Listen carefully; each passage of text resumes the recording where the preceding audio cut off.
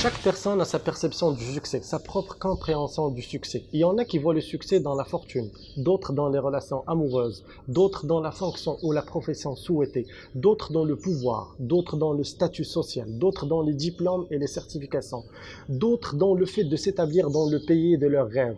Donc chaque personne a sa propre perception du succès. En fait, il existe plus que 600 définitions du succès, mais le vrai succès, c'est d'accéder au paradis. Car tout succès sur cette terre, que ce soit financier, relatif à la bonne santé, relatif au loisir ou à la célébrité, est éphémère et connaîtra rapidement sa fin. Comment peut-on atteindre le succès? Quelles sont les étapes à franchir pour atteindre le succès? Les savants, lorsqu'ils ont parlé du succès, ils l'ont considéré comme un escalier de plusieurs marches. Et pour réussir dans cette vie, il faut franchir chaque étape l'une après l'autre dans le bon ordre. La première étape vers le succès, c'est la confiance en soi. C'est l'image positive de soi. Il est impossible de réussir dans cette vie si nous avons une image négative de nous-mêmes. Il est impossible de réussir dans cette vie si nous ne croyons pas que nous méritons de réussir. La confiance en soi peut être définie comme le sentiment interne de pouvoir réaliser nos objectifs. Mais il s'agit plus de la perception que de la réalité.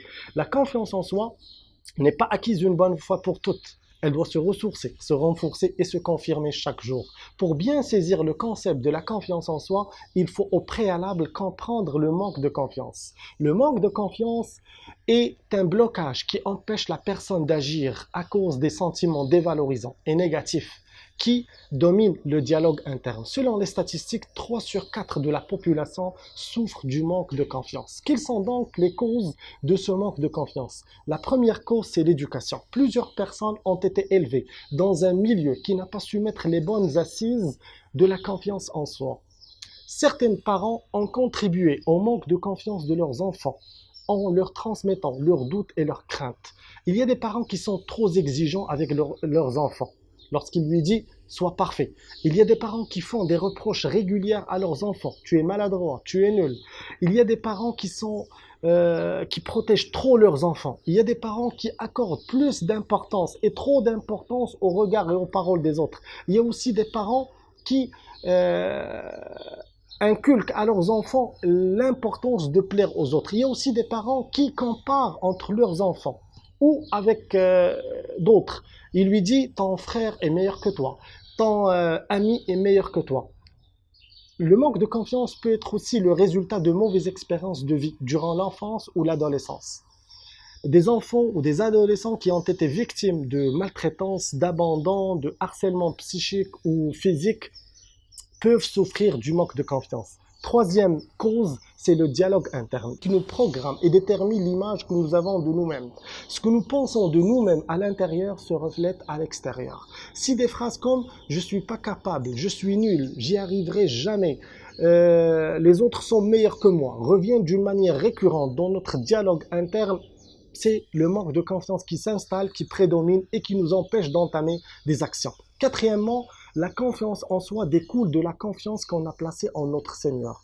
Plus notre confiance sera grande en notre Seigneur, plus notre confiance en soi sera grande. Comment peut-on donc renforcer la confiance en soi? La première chose, il faut revoir la relation avec notre Créateur.